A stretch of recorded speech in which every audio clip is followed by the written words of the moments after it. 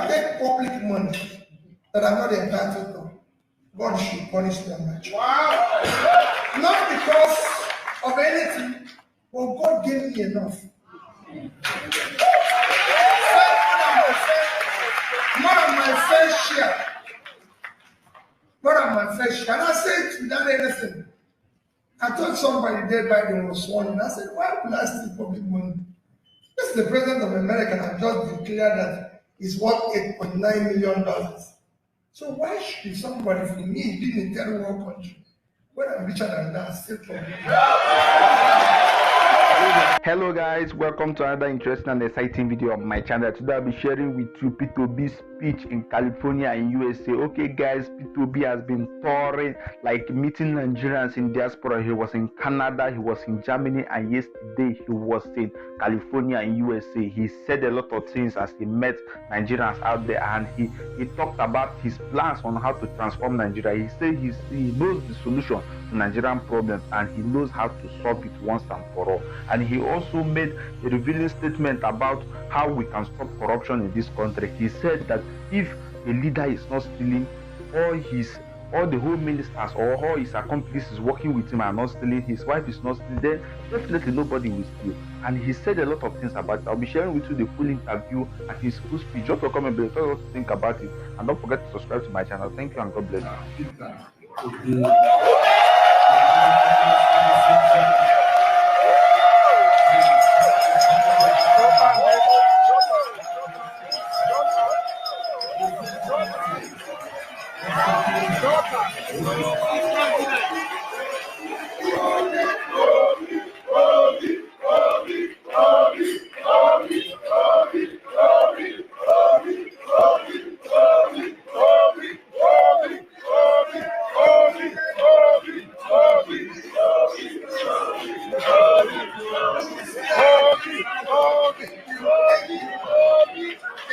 All right, if you stay on stage, pay attention.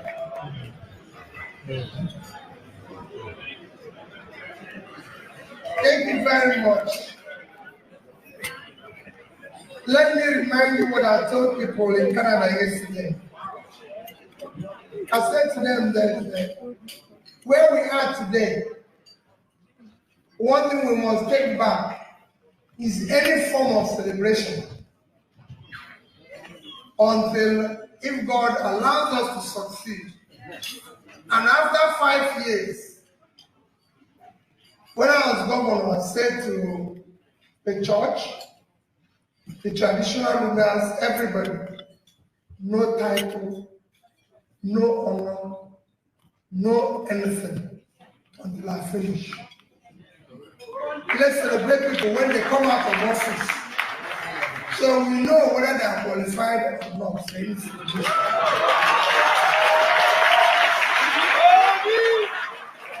Because what we do is that, because of it, I tell people I have about 11 universities that have written me for PhD. And I've failed to 11 of them. If I wanted PhD, I'll read for it. Not that I'm against honorary degree, but they all give it to me when I was in office.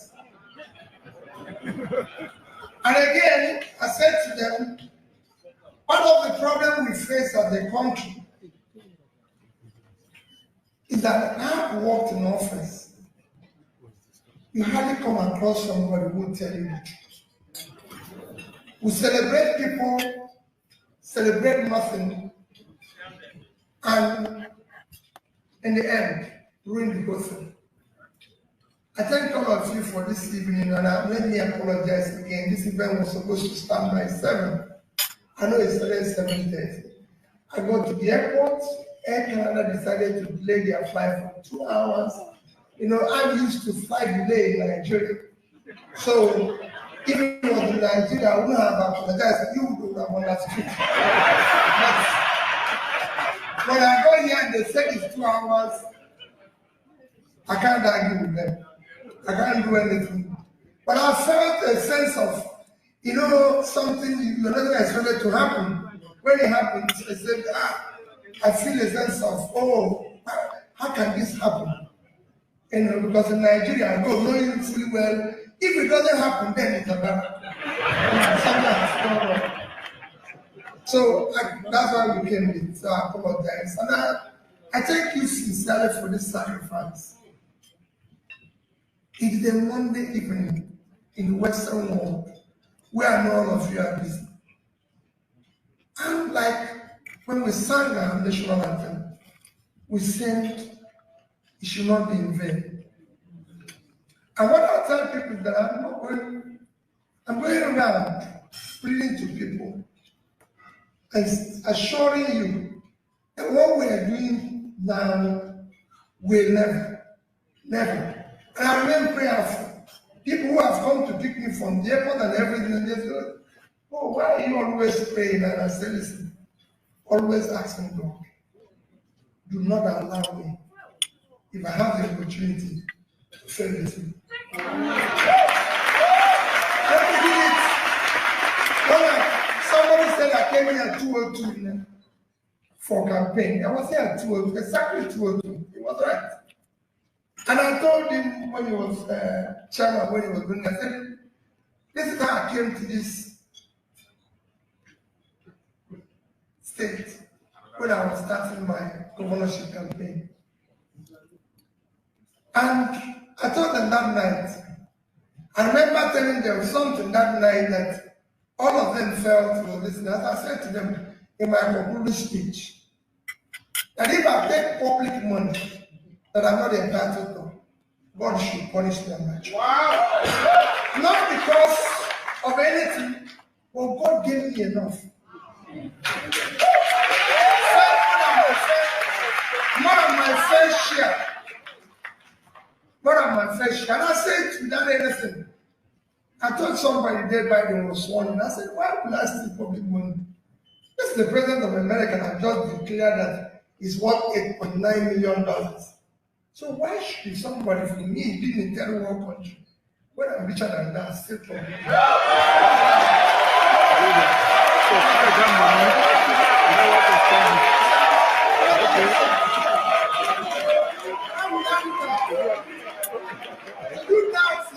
I don't know what else. I'm not looking for private jet. I'm not looking for sophisticated house. I'm not going to buy a house in America because I don't live in America. I'm happy to come here and see good people who live here. I've been coming to America when I was governor. People will say, buy a house here. I said, why should I? I don't live here. I will never live here. So if I come to live here, yes. But I live in Onitsha, so I have a house in Onitsha.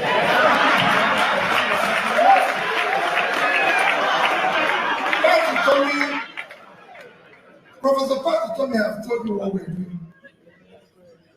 What we are doing is not about a normal politics. No. It is not about contesting the election to be governor. It's not about contesting the election to be anything. It is that we can't go on the way we're going to. It's unacceptable. We can't just watch a good country God created with everything. We have good weather. We haven't heard of any catastrophe. We have good food. We have good air. Everything. Human beings that are very, very, very, if trained, incredibly talented, and can change the world. Yes. And then we allow a situation where just a group of people have criminalized the process and refuse to go away.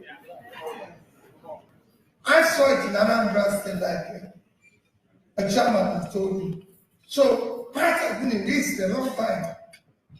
In fact, people like him at times I wonder why they are still there because you get so frustrated that at times you don't even eat. I get to my house and my wife will say to me, listen, Peter, we just eat this food. Don't tell me about the GDP of this place.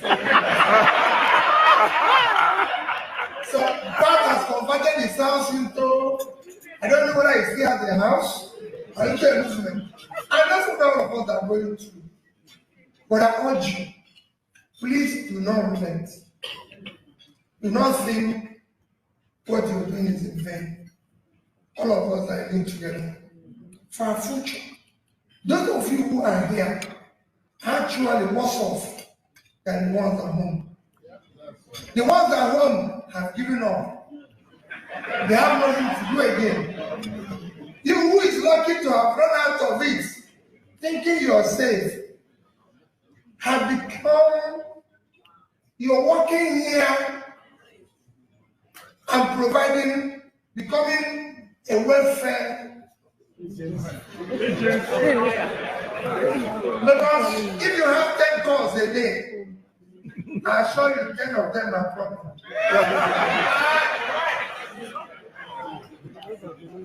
It then becomes, how can we solve it? What are we going to do? What we're going to do this night is more of interaction. We want to learn. How are we going to do this? How are we going to solve this? Because it's simple. It's not as if what is happening in Nigeria is something that cannot be solved. It's something that can be solved. People ask me today, how are you going to solve security in Nigeria? Why do we have so much security? What is happening in Nigeria? People ask, why can't we generate power? Why can't we do this? And when they ask you this question, you ask yourself, insecurity in Nigeria. Why do we have insecurity? We have 100 million people living in poverty. When you have young people in their productive age with so much energy doing nothing, you have to have a problem. Even if you do it in America, you're going to have a problem. Why can't we have power? Why is it that all you hear in Nigeria is power issue 20, 30 years? Why can't the two things work out? It's cumulative effect of leadership failure over the years. When we've chosen people based on every other thing, but not what it should be. So it becomes a problem that we cannot continue in 2023.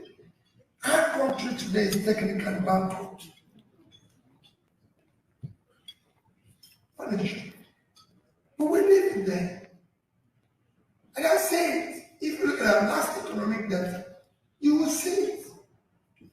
We now live in this country where,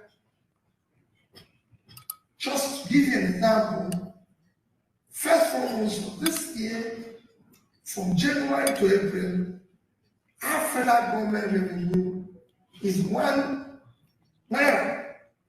trillion 630 billion naira. Within that period, the expenditure of the same government is 4 trillion 720 billion. So tell me if you have a business where you earn 1 trillion 630 billion and your expenditure is 3 times that. Will that business survive? No.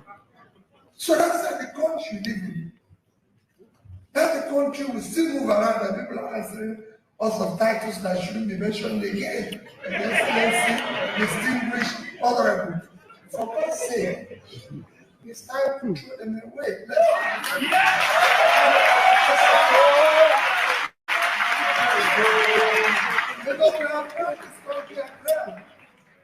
Most of you are educated in Nigeria. You went to the best of schools. I was proud to say you went to the best schools. But today, your children can't. Nobody can. You can't even go to your village. Everybody's fearing going to the village. What went wrong? Nothing. So, how did we get here? Becomes a problem. We got here because we've hired the wrong people to do this job. And worse, those of us, which includes all of you, who hired them, have refused to say no when they are doing wrong.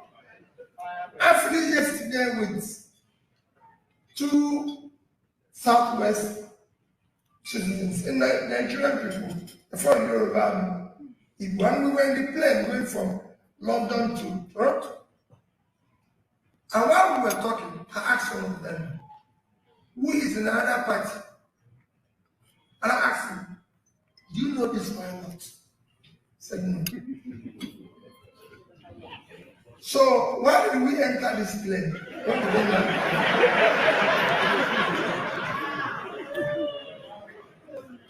He said, because they're pilot. Where are we going? He said, Toronto. So the pilot is telling us the time the plane will arrive in Toronto. When he finished, I said, that's the problem with your country. That pilot would have been a car driver. And he enters there and we said, we are going to Toronto. And suddenly, he tells us, sorry, the car has this problem. When I came on board, I noticed. That's what they do when they come. Somebody is promising, I will do this, I'll do this, I'll do this, I'll do this. Like today, I was telling somebody where we're going to move if I have the opportunity to power. And we're going to move from that we're 4,000 today. And I said to him, we will be lift 200 times that in 5 years. 5 years. And he said to me, Peter, is that a promise? I said, it's not just a promise. Because I will go if it doesn't happen. I won't wait for the people to ask me to go. What do people do? And I told her the story. I said, let me tell you what people do. They wait when they get into the office and they start telling you, oh, what I saw when I got in. What were you seeing when you were outside? That made you make promise that you're going to solve it. You should see everything before you come in. That's how they do it here. When the president and everything is promising what he will do, he goes into office trying to do what he promised. Not to go there and be giving excuse and tell another story or even moving everybody backward. I said, no. He shouldn't pay. Chairman talked about corruption. Everybody said corruption is a problem. Everybody have promised solving corruption. Corruption is the easiest thing you can deal with. And nobody tell you anything about truth. If you, the governor, the local government chairman, the president is not stealing, your wife and those around you are not stealing, you reduce it by 70%. Wow.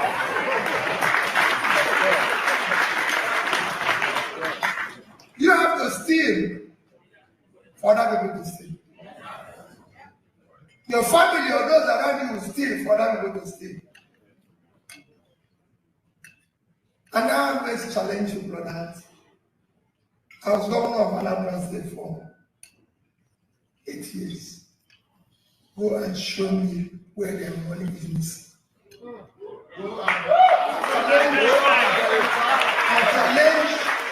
I've challenged the EFCC, I've challenged ICPC, I've challenged everybody. Go and show me where Anambra State money is missing. But I have to take for commissioner to put his own, for Pansec and other people to put their own.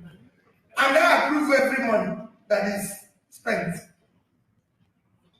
Every money that is spent.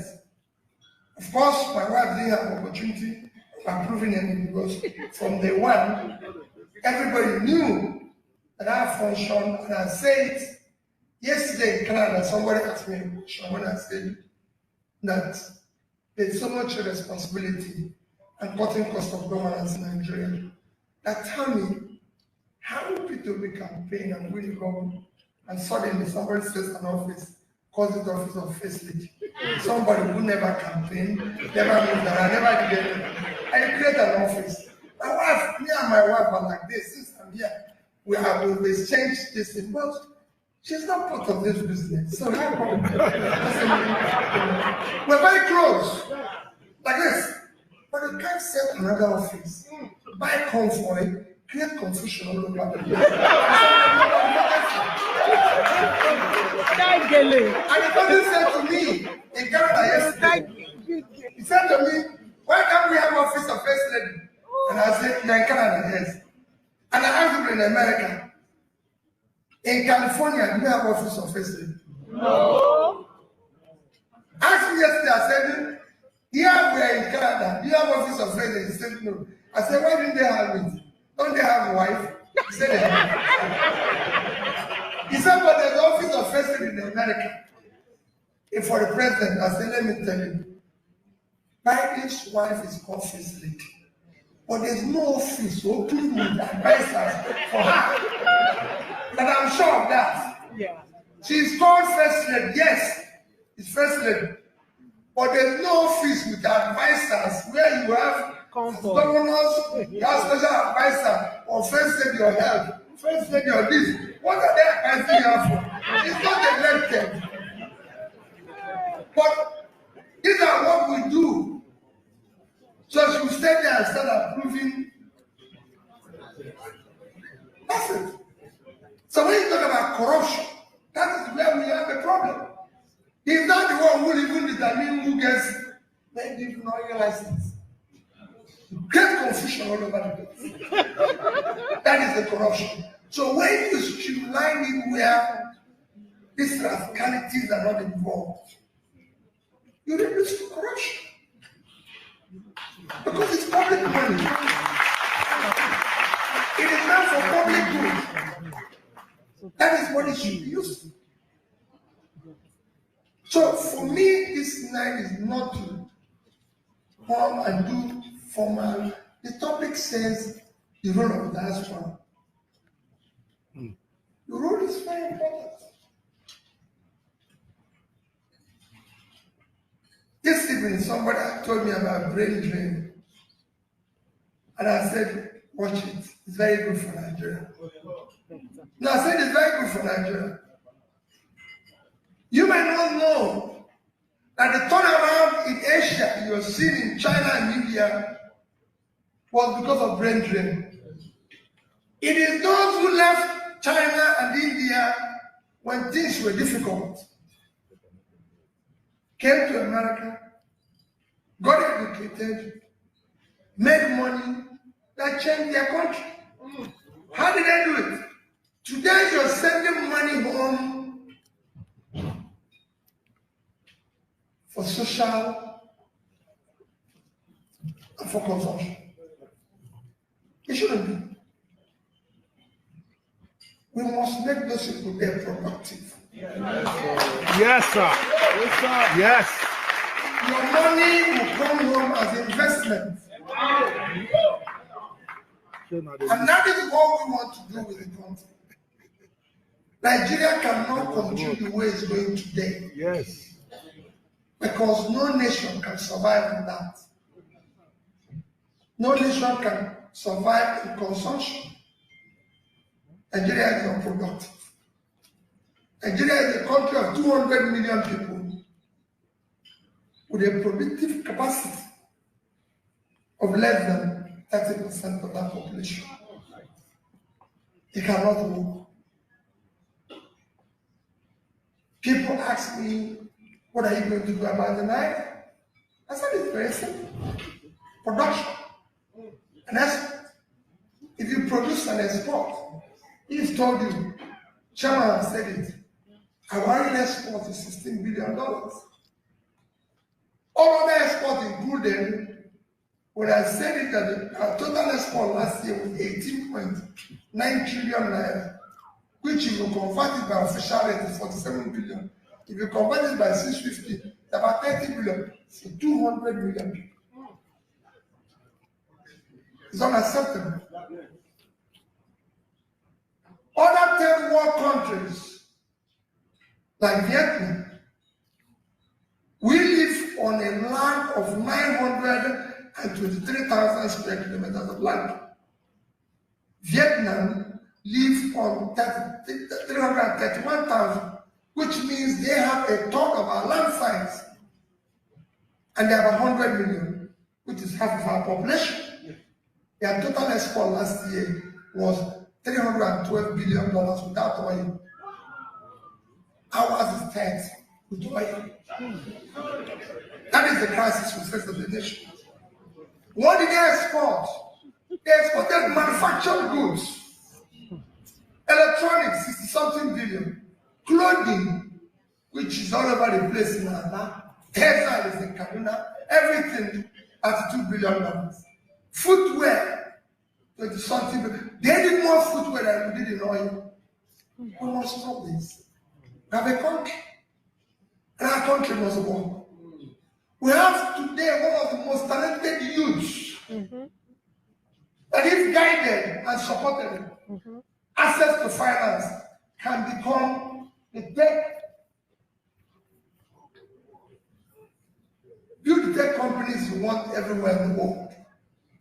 But nobody supports them. Instead, they are now turning them and say, oh, they are young boys, they are arresting them. If they carry laptop, you know, if you carry laptop in Nigeria, they are offense. Police can arrest you for arresting them. That's how those talents you see are sold with Indians when I live in the UK. And I say it proudly. People thought they were very smart. But what did they do? They turned those talents. Today they are living in ICT. We have those talents. All they need is guidance. All they need is support. All they need is, like they stop corruption. Exactly. Because when you kill corruption, once you allow corruption to thrive, you kill three things that develops a society. You kill entrepreneurship. Nobody thinks in a corrupt country. Nobody is enterprising in a corrupt country. You kill professionalism. Why would you have a professor researching to be a professor when a local government chairman and council earns more money than a professor? We even negotiate with kidnappers now, but we can't negotiate with professors. Why would you have a professor working? It doesn't work. You shut down universities, like we have universities shut down for 6 months. Nobody cares. For a country where human capital is already an issue, we are 168 over 172 in human capital development. So it's an issue that in which everybody knows that more educated your people are, the better your development. So you have education being spoiled because we have people who are incompetent in office. And they tell you there's no money. Because that's what they say every day, there's no money. I have been in government for 8 years. We didn't borrow anybody. Never one day did we borrow money. Never one day did we ask anybody to borrow money. We didn't owe anybody. We cleared all our pensions, gratuities, everything. And when I was in office, we lost money. I'm not saying there's nothing wrong in borrowing. Every country of the world borrows. America, where you ask it today, is owing over 80% of their GDP and debt. Every country of the world borrows. Not even Norway, with all their 1.4 trillion sovereign wealth fund, they owe about 50% of their wealth. Of course, China, biggest, giant, everything, they owe over 50% of their GDP. Singapore, that we sign every day, is owing about 120%. Japan, we all know, the 10th biggest economy in the world, owes about 230% of their GDP. But there's a difference. They borrow the money for investment. We borrow for consumption. When you borrow for consumption, you have a problem.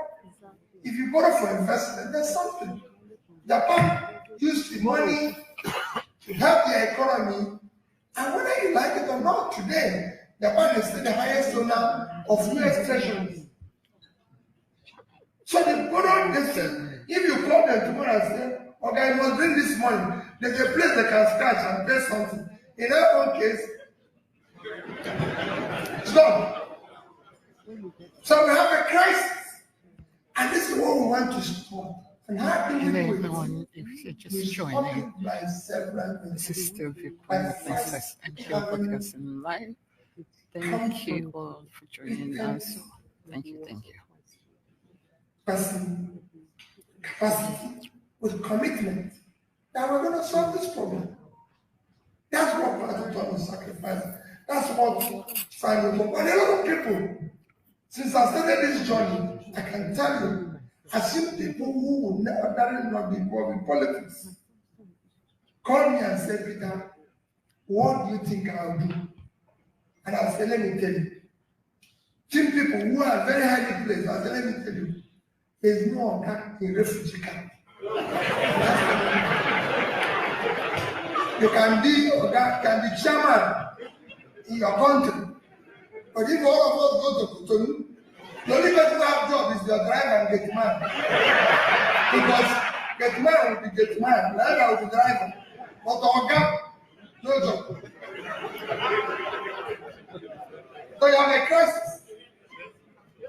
If your country falls, like it's happened to people in Afghanistan, Europe, everything you have is gone. So you are chairman of bank. When you go to Cotonou, can be chairman. And most of them tell them you can no longer do cleaning job, can no longer do medical, can no longer do anything. If they ask you to clean that, you die. So it is better for you that we save this one. And they are coming out to save it. Their fear is what all of you ask here. So how are we going to do it? These people are this, these people are that. I said, don't worry.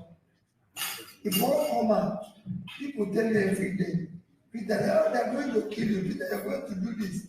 I said, don't forget that when I went to Anambra State, I heard all this. He has no structure. What is his structure? There's no political structure. Those structures are structure of criminality.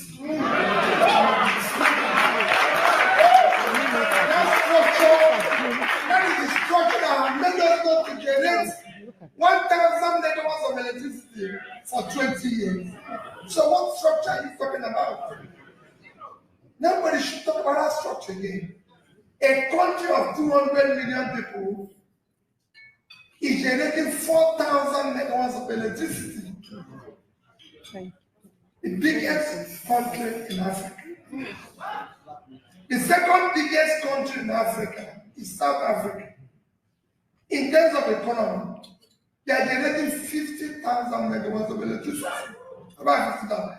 And guess what? 3 weeks ago, the president of South Africa declared emergency power. Somebody who is generating 50 declared emergency and authorized that anybody, any company can generate up to 100 megawatts without license. Somebody who is generating about 50,000 declared emergency. Somebody who has 4,000.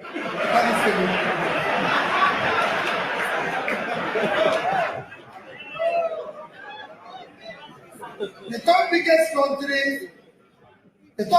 country in terms of economy is Egypt. If you follow me, you see that I was in Egypt within the past 3 months. Egypt, Vietnam, and India had brought the fastest power in the past 5 years. Between 2015 and 2020, Egypt moved their power from just barely 20,000 to 50-something thousand. How did they do Egypt? For God's sake, this is not America. It's Egypt. Vietnam moved from 37,000 to 75,000. Vietnam. This is not America. So they are not nuclear power. This is Egypt. So I decided to go to Egypt. And I wrote them. I said, I want to know how you do it. And I wrote them. And saw from the power plant to the power company, to the ministry, to everything they showed me was seamless. But Tommy knows what they did exactly. What they did was not something anybody can do. joining us. So This is Viewpoint with Princess and Cable. We broadcast live in the Hills, California, United States of America. We're going to take a break right now. Thank you all for joining. Bye bye for now. But somebody who is loyal told me when they come to meetings in Nigeria, and we told them what happened in Egypt. We don't want to deal direct with us. Here is the man who can bring power. He knows, I know this man. He is the man who, if I work with him, power will be. And I went and started talking to him. You know why? Corruption. It's a very simple thing. Because it's something I've experienced. I was asked today that when I was governor, there was riots. Sorry, there was strike by NUT for several months. There was strike by doctors. There was this. And I told the interviewer, I said, don't ask me that question. Because I wouldn't tell you what happened. Because if I say it, I'll be bringing old wounds back, and then I don't want to say it. Let me tell you, whatever happened was for the interest of everybody. I said, you know, I was impeached. I was removed from office twice. So don't think that it was all quarreling. My 8 years was 8 years of quarreling with everybody. You know, I told you that if I can rule Anambra State, it wasn't easy. No elite in Anambra State was happy with me for 8 years. And I don't think they are still happy with me today. Still the same thing. But I'm not worried. I'm not promising anybody happiness. I'm putting you over here.